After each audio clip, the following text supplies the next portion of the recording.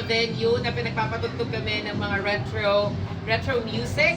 At nandito na ako ngayon ulit sa dressing room dahil kapiling ko na ang 70 years old. Sobrang ganda, sobrang strong, sobrang healthy, at mamaya papakitaan daw niya tayo ng kanyang dance number. Walang iba kundi ang ating birthday girl, Ma'am Thelma Lataw! Ma'am, kamusta? Excited ba? At ma'am, eto, bilang 70 years old na po kayo, ano po ang pakiramdam ng isang 70 years old na kitang-kita ko po na napakasaya, maganda, at well-blessed? Ano po pakiramdam natin ngayon?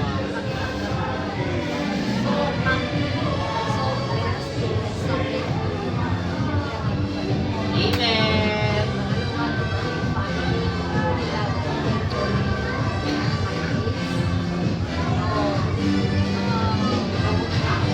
Ay, yes! Ito pa!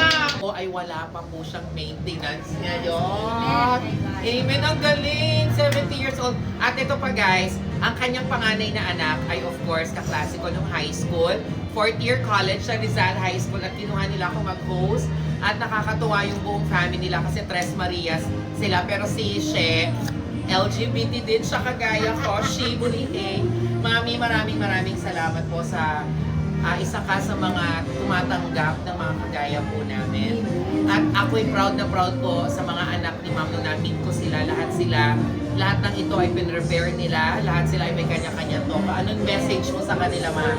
Sa aking mga anak, siyempre alam ko na mahal ko.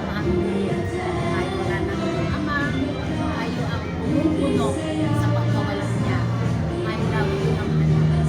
I-cherish ko yung araw na ito at hindi ko makakalimutan. I love you. Wow! Ma'am!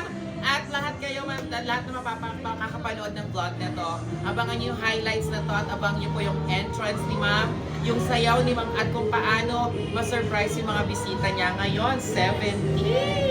Even Yes! Good luck sa'yo, Ma'am Thelma! Thank you, Lord. Thank you, Lord. Si Ma'am Thelma po ay isang teacher, principal po siya ngayon ay retired. Kaya puro mga teacher po ang bisita niya at mga oldies. Pero magaganda at healthy. Bye-bye!